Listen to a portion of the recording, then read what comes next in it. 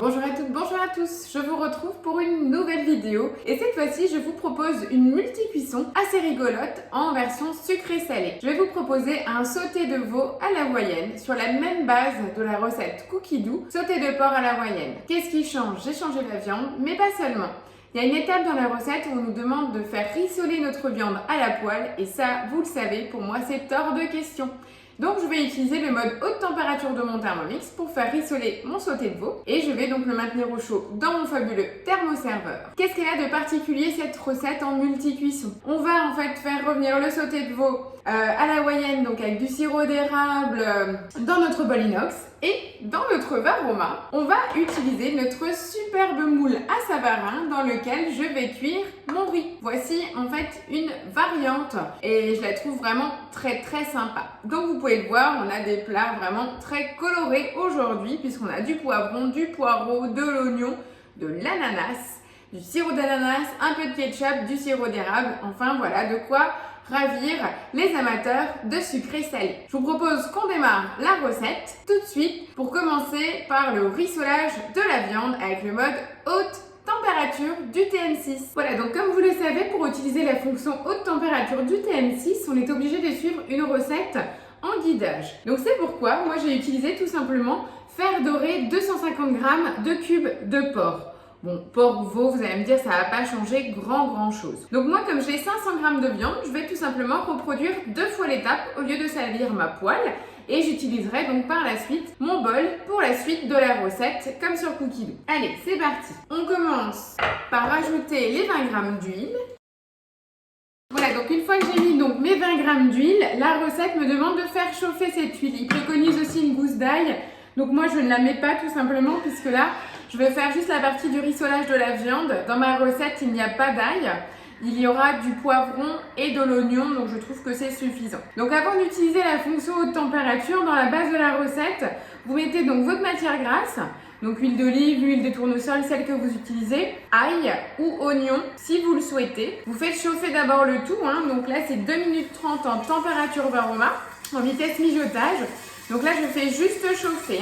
Et une fois que c'est bien chaud, on rajoute donc nos 250 g de viande dans lesquelles on va faire donc rissoler. Voilà, donc mon huile a maintenant chauffé. On me demande d'ajouter donc mes 250 g de viande. Donc là, je répartis bien ma viande autour de l'axe du couteau. Je remets le couvercle sans le gobelet doseur puisque je vais insérer le couvercle anti-projection. Donc je valide bien que j'ai posé mon couvercle et je lance donc le rissolage à 7 minutes 30 en température maximum. Donc je vous rappelle, c'est uniquement sur le TM6 et c'est en fait des pics de température à 160 degrés, tout simplement. Et on voit le logo haute température. Donc là, on n'entend plus rien puisque tout simplement le couteau s'est stoppé. Ça va monter en température et pour pouvoir colorer. Donc très rapidement, on va entendre le même bruit que quand vous faites rissoler dans votre poêle avec l'évaporation des vapeurs par les petits trous qui contournent le couvercle anti-projection alors que l'endroit du gobelet doseur est totalement plein pour éviter donc les projections. Donc là, je n'ai aucun risque en étant juste à côté de mon Thermomix. Vous entendez ce beau bruit? Ben voilà, ma viande est en train de colorer, tout simplement. Donc là, comme j'ai 500 g de viande, je vais juste reproduire 2 fois cette étape-là. Et donc, j'utilise qu'un seul et unique bol. Et après, sans le laver, je bascule sur ma recette Cookie Dough et je continue ma recette tout à fait normalement. C'est une recette que j'adore parce qu'elle est complète et ça vous permet d'utiliser le moule Savarin, que je vous rappelle qui est en cadeau actuellement, donc en cadeau hôtesse jusqu'au 17 janvier. Donc n'oubliez pas, si vous avez envie d'organiser un atelier à votre domicile avec 3 de vos amis en visio, donc vous êtes sur votre canapé en train de me regarder ou pourquoi pas en mode Cyril Lignac et la reproduire comme moi, aucun souci. Tout est possible maintenant avec la visio. On a plus de kilomètres qui nous séparent. Voilà, donc tout simplement, voilà le résultat donc, de ma viande. Vous voyez, j'ai des très beaux sucs. Donc c'est pour ça que je voulais utiliser mon Thermomix. Regardez comme c'est bien caramélisé. Pour réaliser cette étape, puisque c'est hyper important, je vais garder en fait tous ces sucs de viande de cuisson dans mon bol. Et là, ma viande est juste magnifique. Donc je maintiens au chaud la viande dans mon thermoserveur. Je le laisse de côté, pas de souci. Et là, je vais tout simplement basculer sur ma recette Cookie Dough qui se trouve dans ma semaine. Donc je vous disais, c'est la recette sautée de porc à la hawaïenne, hein, qui nous dit donc effectivement de faire rissoler la viande dans une poêle. Donc chez moi, ce n'est pas possible. Maintenant, j'ajoute mon oignon. J'ajoute, alors il nous demande 180 g de poivron rouge, 180 g de poivron vert. Moi, j'ai des chocolats et verts, hein, donc je fais avec ce que j'ai, c'est encore mes légumes du jardin. Donc je mets tout directement dans mon Thermomix. Le blanc de poireau. Donc là, j'utilise mes légumes du jardin qui sont au congélateur, hein, je ne les ai pas décongelés avant de faire la recette. Donc là, en fait, les 3 secondes, c'était juste pour faire réduire les morceaux. Donc là, par contre, moi, mes poivrons étaient coupés vraiment très gros. Donc je vais refaire à nouveau une petite séance 3 secondes vitesse 5.